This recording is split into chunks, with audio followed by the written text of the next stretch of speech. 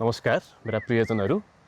आजको यस भिडियोमा मसँग लोकगायक अनिल चापागाई हुनुहुन्छ र आजको यस भिडियोमा उहाँसँग हामी भलाकुसारी गर्नेछौँ, साथसाथै दोरी पनि खेल्ने कोसिस गर्नेछौँ।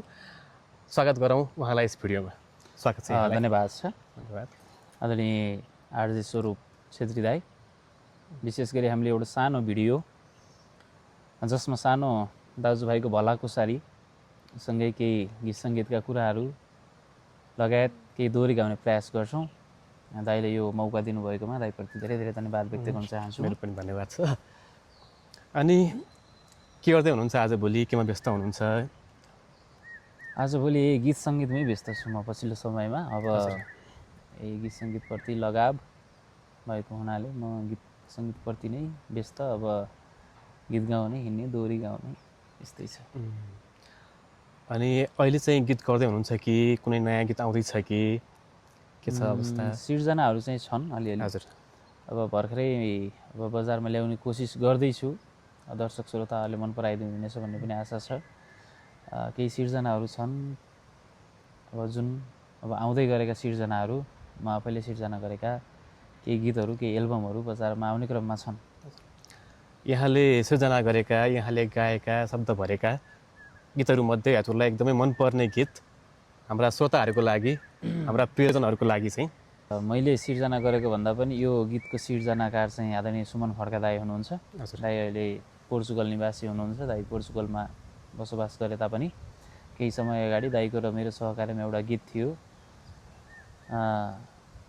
जाला है जोवाना चुलठी लर्काई लर्काई। यो गीत चाहिँ यहाँले निकै मन पराएको गीत पनि हो। विशेष गरी टिकटक सामाजिक सञ्जालमा धेरै रिल्स बनेका थिए, साथै धेरै टिकटक बनेका थिए। काँधमा पोको हातैमा गेलिन, बागलुङ बजार झरेकी केलिन, कम्मर मर्काई मर्काई, जाला है जोबाना चुलठी लर्काई लर्काई, जाला है जोबाना चुलठी लर्काई लर्काई। धन्यवाद। यो चाहिँ मेरो पहिलो एल्बम। हजुर। त्यसै गरी मैले पहिलोपल्ट कुनै म्युजिक भिडियोमा आवाज दिएको गीत चाहिँ मेरो पहिलो गीत हो। हजुर, सुमन खड्का दाईको लय शब्द सिर्जनाको गीत यहाँहरूको लागि पस्किएँ। यहाँहरूले हेर्न सक्नुहुन्छ सुमन खड्का युट्युब च्यानलमा यो गीत नारेपा लेखेर सर्च गर्नुभयो भने सुमन खड्का युट्युब च्यानलमा यहाँहरूले यो गीत भेट्न सक्नुहुन्छ। अनि हजुरको बसाइ कता छ, के गर्दै हुनुहुन्छ आजभोलि गीत सङ्गीत बाहेक चाहिँ? मेरो बसाइ चाहिँ अहिले पोखरा छ, पोखरा बिन्दावासिनी। हजुर। मैले गीत सङ्गीत बाहेक अब त्यो पढाइलाई निरन्तरता दिइरहेको छु अहिले। हजुर।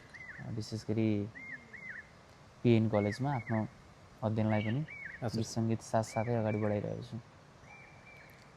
हजुरले सङ्गीत सिक्नुभयो कि आफै अब सिक्दा सिक्दै आयो कि? सिक्ने भन्दा पनि यस्तो भयो, मैले सङ्गीत साधना चाहिँ अहिलेसम्म गरेको छैन। हजुर। अब सानैबाट गीत गाइराख्ने बानी अनि गुनगुनाइराख्ने, अब मेलापात गाउँतिर गाइराख्ने बानी, अनि पछाडि पोखरा झरिसके पछाडि चाहिँ हजुर अब ल दोहोरीमा काम गरौँ न त भन्ने हिसाबले अहिले म दोहोरीमै कार्यरत छु।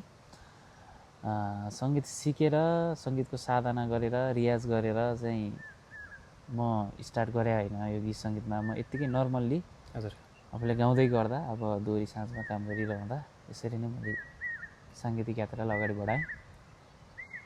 हजुर त मेला महोत्सवतिर पनि गीत गाइराख्नुहुन्छ होइन? हजुर, गाइराख्नुहुन्छ। कस्तो छ हजुरले आफै गीत निकालेर रेकर्डिङ स्टुडियोमा गएर गीत गाएको र मेला महोत्सवमा गएर गाउनुमा कस्तो भिन्नता पाउनुहुन्छ? यस्तो अब मेला महोत्सवमा गाउने अब गीत सङ्गीत भन्ने पनि छुट्टै छुट्टै पाटो हुन्छ। अब जस्तो कि आफैले सिर्जना गरेर आफैले रेकर्डिङ स्टुडियोमा गएर रेकर्ड गर्नु त्यो अलग कुरा रह्यो। अनि प्लस कि अब मेला महोत्सवमा अब विशेष गरी त म अहिले एल्बममा भन्दा पनि प्रतियोगितामा बढी हिँड्छु, किनकि म प्रतियोगी लाइभ दोहोरी गाएको हो। म प्रतियोगी गायकको रूपमा चाहिँ विभिन्न मेला महोत्सवमा दोहोरी प्रतियोगिता भएको ठाउँमा चाहिँ म पुगेकै हुन्छु अधिकांश ठाउँमा। अब एल्बम चाहिँ एउटा फरक पाटो रह्यो र त्यसै गरी अब दोहोरी फरक पाटो रह्यो। अब दोहोरी गाउन हिँड्दाखेरि अब कहिले हारका अनुभवहरू पनि छन्, कहिले जितका अनुभवहरू पनि छन्। अब केही अब एल्बमहरूका पनि अनुभव लिइसकेको छु मैले, केही एल्बमहरूको अनुभव पनि बटुलिसकेको छु।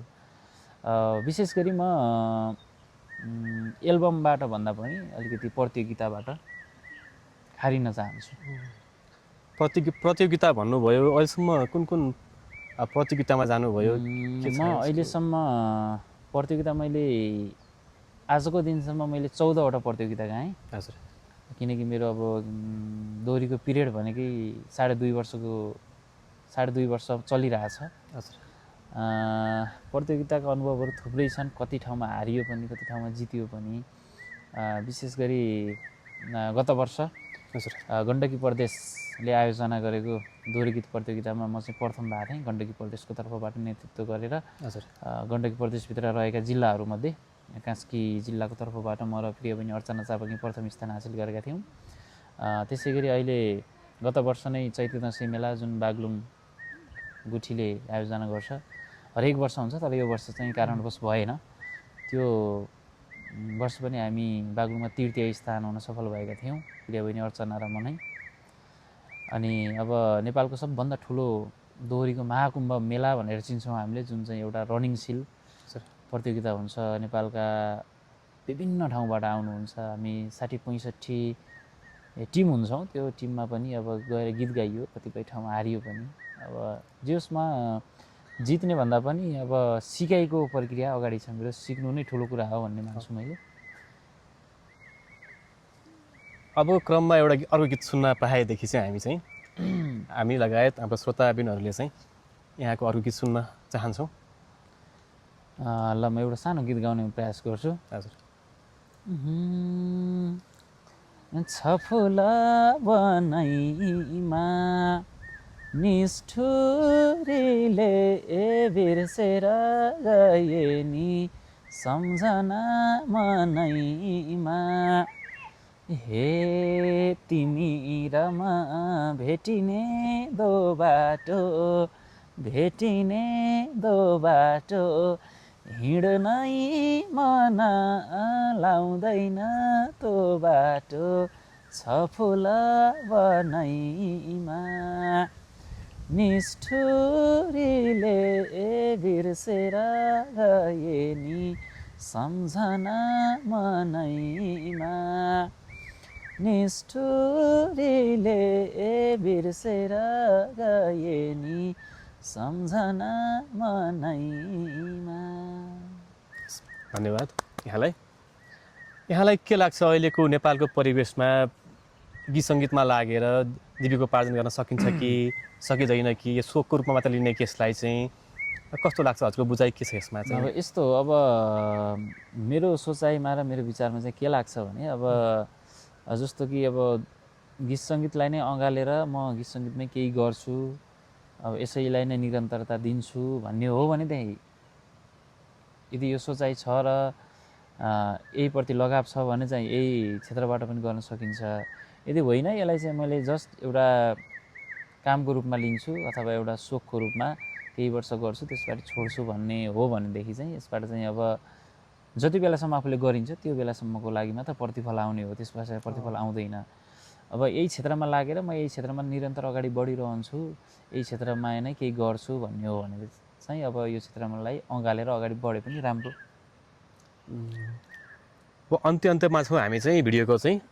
अब मौसम पनि पानी पर्न लागेको छ, त्यही भएर अन्त्यमा चाहिँ नयाँ आउन लागेका स्रष्टाहरूलाई, नयाँ आउन लागेका भाइ बहिनीहरूलाई चाहिँ के भन्न चाहनुहुन्छ, के सल्लाह दिन चाहनुहुन्छ तपाईँले चाहिँ?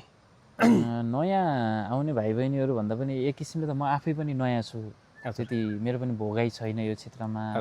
जति अहिले मैले 2 वर्षको पिरियडमा भोगिरहेको छु त्यति भोगाइले मात्र पुग्दैन कलाकार बन्नलाई, त्यो लाग्छ मलाई। अनि अब आउने पिँढीहरू जस्तै अब यदि कोही यो क्षेत्रमा नयाँ आउन चाहनुहुन्छ भने यो क्षेत्रलाई एउटा फोहोरको रूपमा नलिनु होला, किनकि अहिले अब सामाजिक सञ्जालमा अब गीत सङ्गीत भन्ने बित्तिकै कतिपय छाडा दोहोरीहरू, अब फोहोरी अब गीतहरू जस्तो हामीले सुनिन्छ। जस्तो कि अहिलेको पछिल्लो समयमा अब घर परिवार सबै बसेर हेर्न नसक्ने खालका दोहोरीहरू पनि छन्, हेर्न नसक्ने गीतहरू पनि छन्। सकेसम्म त्यो प्रवृत्तिमा नजाउँ हामी, किनकि त्यो भने एउटा विकृतिको रूपमा लिन्छौँ हामीले, त्यो भने विकृति पनि हो एउटा। किनकि आफ्नो घर परिवार, आफ्नो समुदायसँग बसेर अलिकति सुन्न मिल्ने खालका गीतहरूको सिर्जना होस्, त्यो खालका कलाकारहरूको सिर्जना होस् भन्न चाहन्छु म। यसलाई चाहिँ अब विकृतिको रूपमा नजाउँ, यसलाई विकृतिको रूपमा चाहिँ नफैल्याउँ। आउने पिँढीहरूलाई पनि म यही सल्लाह दिन चाहन्छु कि गीत सङ्गीत भने एउटा आफ्नो के भन्छ त्यसलाई अब पहिलाबाट चलिआएको अब रीतिरिवाज जस्तै अब गीत सङ्गीत भने पनि त्यही त हो। बेला अँगाल्दै जानुपर्छ किनकि म पनि यही क्षेत्रमा लागेको हुनाले अब मेरो पनि अनुभव त धेरै छैन र पनि अब आउने पिँढीहरूलाई चाहिँ म त्यही सल्लाह दिन्छु कि अब गलत नगर्नु होला, विकृति फैलाउने किसिमका गीत सङ्गीतहरूप्रति चाहिँ अलिकति झुकाव नराख्नु होला, यति नै भन्न चाहन्छु म। हुन्छ, हजुरको यो समयको लागि धेरै धेरै धन्यवाद छ हजुरलाई। धन्यवाद, तपाईँलाई पनि धेरै धेरै धन्यवाद। यो अमूल्य समय दिनुभयो, यहाँले दिएर नै मैले चाहिँ अलिकति केही मेरा गुनासाहरू मेरा भनाइहरू चाहिँ राख्न पाएँ, त्यसको लागि अधिक आभार व्यक्त गर्न चाहन्छु। यति भन्दै आजको यो भिडियो चाहिँ हामी यहीँ अन्त्य गर्न चाहँदैछौँ। फेरि नयाँ भिडियो ल्याउने म प्रयास गर्नेछु। आजको लागि हस्त नमस्कार।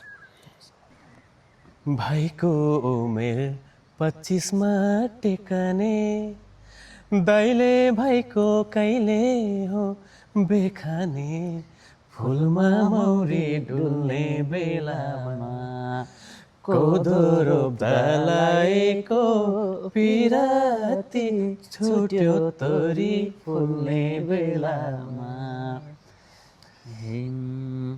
भर्खर 25 टेक्या छु मैले त, दाइको बिहे खाने हो पहिले त, फुलमा मौरी डुल्ने बेलामा कोदो रोप्दा लाएको पिराती छुट्यो तोरी फुल्ने बेलामा। मनले खाएको केटी नै पाछैन, बिहे गर्न खासै मन लाछैन, फुलमा मौरी डुल्ने बेलामा कोदो रोप्दा लाएको पिराती छुट्यो तोरी फुल्ने बेलामा। पाछैनौ कि केटीको वरदानी, एउटी भाउजू साइया छ घरधानी, फुलमा मौरी डुल्ने बेलामा कोदो रोप्दा लाएको पिराती छुट्यो तोरी फुल्ने बेलामा।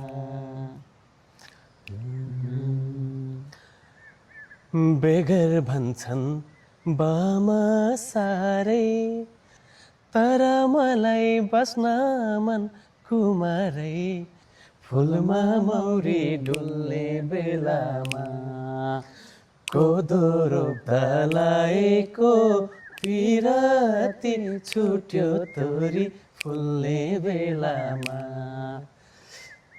हे दाजै तिमीलाई जान्न मन छैन र, बाउको वंशा धान्न मन छैन र, फुलमा मौरी डुल्ने बेलामा कोदो रोप्दा लाएको पिराती छुट्यो तोरी फुल्ने बेलामा कोदो रोप्दा लाएको पिराती छुट्यो तोरी फुल्ने बेलामा।